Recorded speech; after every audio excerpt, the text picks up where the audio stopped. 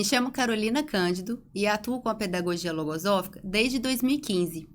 Há 6 anos tenho tido a oportunidade de trabalhar junto aos alunos do 5º ano do Fundamental e, com isso, ensinando, mas também aprendendo muito. Apresentarei a vocês um relato de como a pedagogia logosófica contribui para o conhecimento de si mesmo, favorecendo o desenvolvimento das faculdades mentais e sensíveis. Em 2021, enfrentei um grande desafio, a perda de uma pessoa muito querida. Não foi fácil. Tive que voltar para mim mesma e, para me adaptar e superar o que estava vivendo, coloquei em prática tudo o que aprendi com os conhecimentos logosóficos. Observei que os constantes desafios externos a mim se mostravam ainda mais difíceis devido aos conflitos internos, frutos de pensamentos de medo, insegurança e tristeza diante do desconhecido. A escolha por trabalhar com o tema conhecimento de si mesmo se deu a partir dessa vivência. Com estudo e constância, pude estabelecer um paralelo entre a minha vida pessoal e o que eu observava no meu ambiente de trabalho. Ao experimentar na minha própria vida, pude ensinar. Todos os anos, presencio um fato comum às crianças que entram no 5º ano. A maioria chega com um turbilhão de pensamentos novos na mente. Elas vivenciam conflitos internos ocasionados pela entrada na adolescência. E, além disso, o desafio externo da despedida do colégio, ambiente acolhedor do qual se sentem parte. Enfrentarão novas realidades, ou seja, assim como eu, estão diante do desconhecido. Passei a me questionar, será que esse medo do desconhecido não pode ser vivido de forma diferente, com mais segurança e tranquilidade? E se os alunos estiverem munidos de conhecimentos que lhes permitam defender a própria mente dos pensamentos de temor e insegurança? O que os pensamentos têm a ver com esse processo? Como estimulá-los a buscar conhecimentos para superarem essa dificuldade? Que conhecimentos preciso aprender para ser capaz de ensinar? Como os conhecimentos dos pensamentos e da defesa mental pode colaborar para que esse processo de adaptação se torne mais feliz e tranquilo?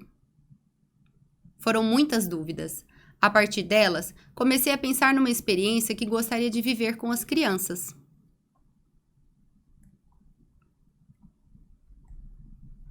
Primeiramente, busquei ampliar a minha compreensão sobre o conhecimento de mim mesma, sua importância no processo de adaptação e o conhecimento dos pensamentos, também do sistema mental.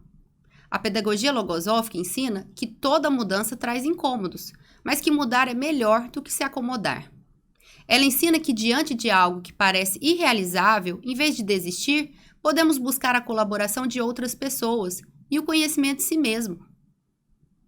Observei também o quanto é valioso conhecer o conceito e a importância do sistema mental.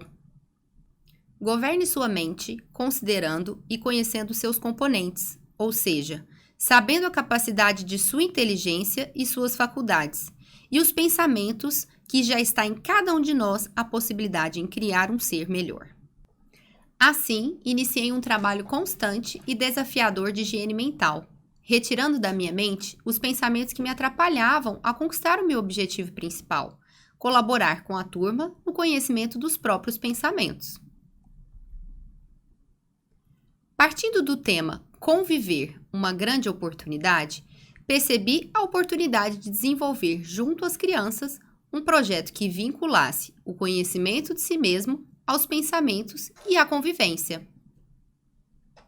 Isso permitiria construir uma base para se adaptarem às inúmeras mudanças que acontecem internamente, colaborando também com a criação de defesas mentais.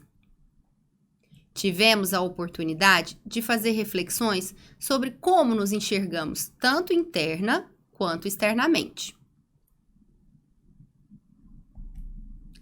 Primeiro, realizamos uma atividade em que eles precisavam se desenhar, destacando suas características externas.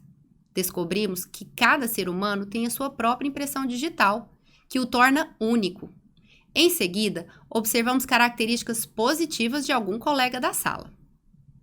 Refletimos ainda sobre o ensinamento de González Pecote. Uns têm o que falta a outros, E o que a uns falta, outros têm, e assim sucessivamente. Podemos, então, trocar nossos fragmentos e aprender com o próximo, quanto esse conhecimento colabora na criação de defesas contra os pensamentos de intolerância e discriminação, como favorecem o cultivo dos verdadeiros sentimentos de amizade e gratidão, propiciando uma convivência melhor e mais feliz.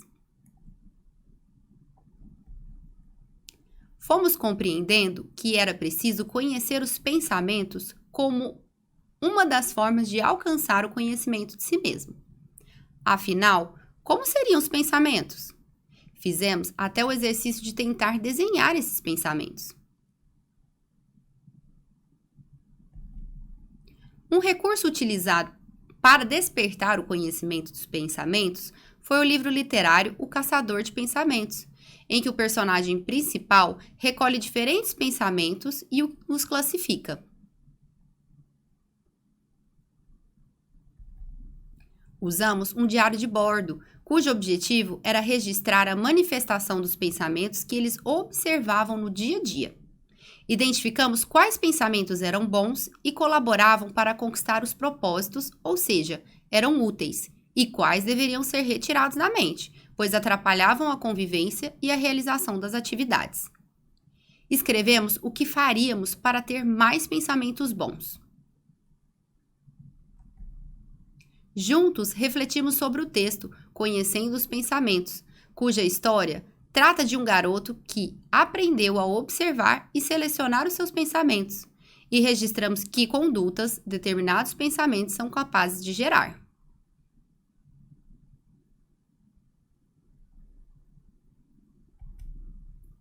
Projetamos como gostaríamos de viver determinadas atividades, como, por exemplo, a hora do intervalo, observando que condutas determinados pensamentos são capazes de gerar.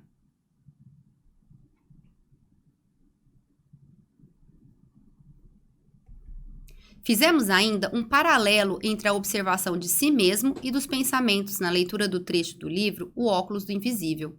Cada criança recebeu um desses óculos para tentar identificar e classificar os seus próprios pensamentos. Em quais momentos poderíamos colocar os óculos invisíveis? Para enxergar os pensamentos. Os óculos serviram como um recurso. Quando colocavam, os alunos tinham a importante tarefa de observar os pensamentos que estavam atuando em suas mentes. As crianças registraram o que seriam, afinal, os pensamentos. Pensamentos são vontades que nos levam a fazer coisas, podem ser positivas ou negativas. São ideias produzidas em seu psicológico, mas podem vir ao externo. São vontades ruins ou boas que podem dominar a nossa mente.